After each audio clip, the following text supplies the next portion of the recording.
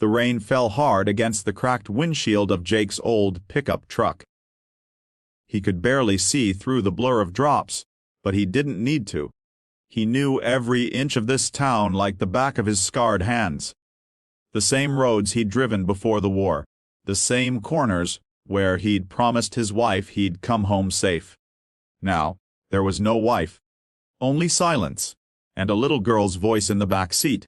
"Daddy, are we late again?" Emily asked, her tone small, fragile, like she already knew the answer. Jake forced a smile in the rearview mirror. "Never late, sweetheart. We're just early for bedtime." She giggled softly, clutching the stuffed bear he'd stitched back together the night before. He'd promised her pizza and a movie after school, but instead, his phone had buzzed.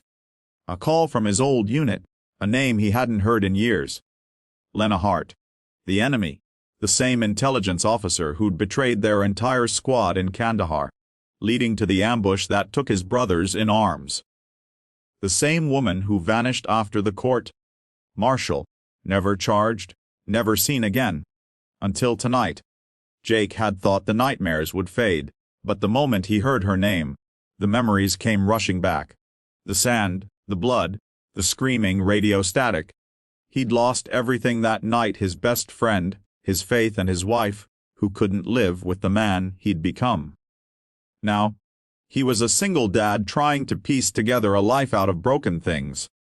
And suddenly, the ghost of his past had resurfaced. The voice on the call was urgent, trembling. "Sergeant Carson, this is Officer Rayner. We've got a 911 from 214 Maple Street. A woman's barricaded inside. Says her life's in danger. She asked for you by name." Jake's first instinct had been to hang up. But something in that trembling voice, the sound of fear, stopped him. Now here he was, standing in the rain, staring at the old blue house at the edge of town. He told Emily to stay in the truck. She nodded, brave like her mother, hugging the bear tight.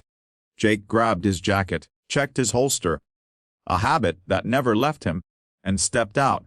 The air was sharp and cold, slicing through his lungs like the desert wind he still dreamed about.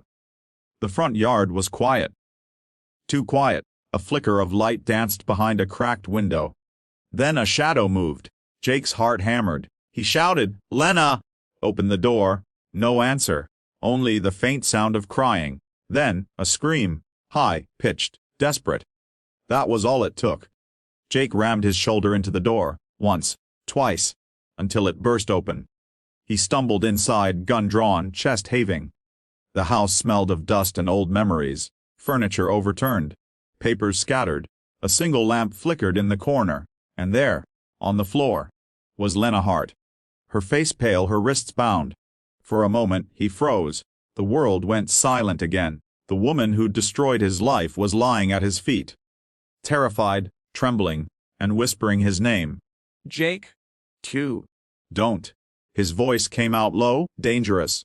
"Don't you dare say my name." But her eyes. They weren't the same cold eyes he remembered. They were broken. Haunted. The kind that had seen too much. "Please," she choked out. "He's coming back. You have to help me." Jake hesitated, glancing around. "Who's coming?" She tried to speak, but her body convulsed with a cough. Blood stained her lip. Jake's instincts, the soldier, the father, took over. He knelt, cutting the ropes from her wrists with his pocket knife. "You've got 30 seconds to explain why I shouldn't walk out that door." Lena's breath hitched. "Because if you do, he'll find Emily next." Jake froze. The sound of his daughter's name on her lips felt like a gunshot. "How do you know her name?" Lena looked up, tears streaking her face. "Because the man who's after me. He's the same man who sent you to die overseas." Jakey's blood went cold. "Connell Rains," she whispered. The name hit him like a punch to the gut. Rains. His commanding officer, the man he'd trusted with everything. The man who'd left them stranded in that ambush 10 years ago. Jake clenched his fists. "That bastard's dead." Lena shook her head weakly. "No, he's very much alive. And he wants revenge on both of us." Hate. The house creaked. Jake spun around, gun raised. A shadow moved past the hallway. A door slammed. Lena gasped. "It's him." Jake grabbed her arm and pulled her up. "Move." They stumbled through living room, out the back door, rain pounding down around them. He half carried her toward the truck. Emily's eyes widened as she saw them. "Daddy, who's that?" "Someone we're helping," Jake said quickly. "Lock the doors." He shoved Lena into the passenger seat, started the engine, and hit the gas. As the tires screeched against the wet pavement, a gunshot echoed behind them, glass shattering where Jake had stood seconds before. Lena screamed. Emily cried out. Jake's jaw tightened. He didn't look back. 10 minutes later, they pulled into an abandoned warehouse near the edge of town. Jake killed the engine and turned to Lena. "You've got 5 minutes to tell me everything before I call the cops." Lena looked at Emily, then back at him. "You can't call anyone. They're all compromised. The colonel's still running operations. Off the books.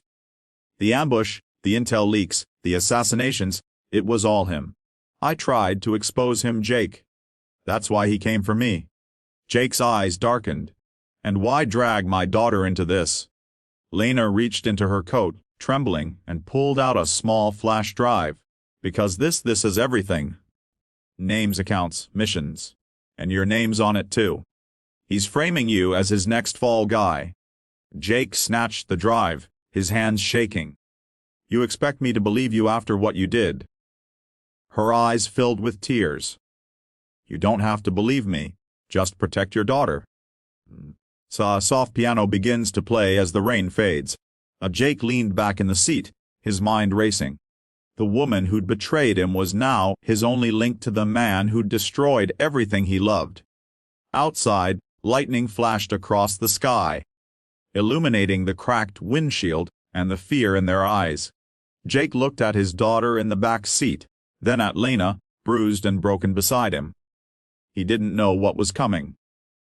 But one thing was clear. This wasn't over. He started the engine again, his voice low but steady. Rain poured like the sky was trying to wash the world clean. Jake's knuckles whitened on the steering wheel as the truck rolled through the dark back roads.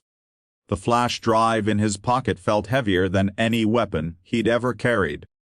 Lena was slumped in the passenger seat, holding her side. "You can drop me anywhere," she murmured. "You shouldn't have come back for me." Jake didn't look at her. "You called my name. That's the only reason you're alive." Her laugh was bitter. "You think I wanted to? You were the last person I thought would still care." "I don't." He adjusted the mirror, checking on Emily.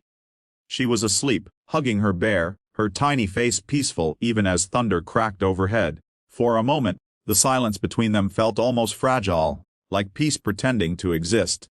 Then Lena spoke again, voice low. "Jake, that flash drive. It's proof of what Rains did in Kandahar. The weapons deal, the false orders, the betrayal. I stole it from him 2 nights ago. That's why he sent his men after me." Jake's jaw tightened. "You expect me to forget what happened out there? You sold us out. I watched my brothers die because of you." Lana turned toward him, her voice trembling. "No, Jake. I was ordered to send that transmission. I didn't know it was fake until it was too late. Rains blamed me so no one would look at him." Jake's eyes flashed. "You could have told the truth." "I tried," she said softly. "And they buried me instead." "Oh." He didn't answer. He couldn't. Because deep down, part of him wanted to believe her. Part of him needed to believe there had been some mistake. That maybe the woman he'd once trusted hadn't destroyed him on purpose. They drove in silence for another hour before Jake pulled into an old service station long since abandoned. Rusted pumps, a single flickering light above a cracked sign that still read, "Carter's Fuel, since 1974. He parked behind the building and killed the engine. "Stay here," he said, stepping out into the rain. He scanned the area. Nothing but darkness and the distant hum of the storm. His training screamed trap, but he ignored it. He'd learned long ago that fear never stopped what was coming. When he came back, Lena was wiping blood from her lip with a torn rag. "You need a doctor," he said. She shook her head. "You can't risk it. Hospitals report everything. If Rains has people watching, we're done." Jakey frowned. "So what's your plan? Run until he finds us again?" Her gaze lifted to meet his. "No, we fight back."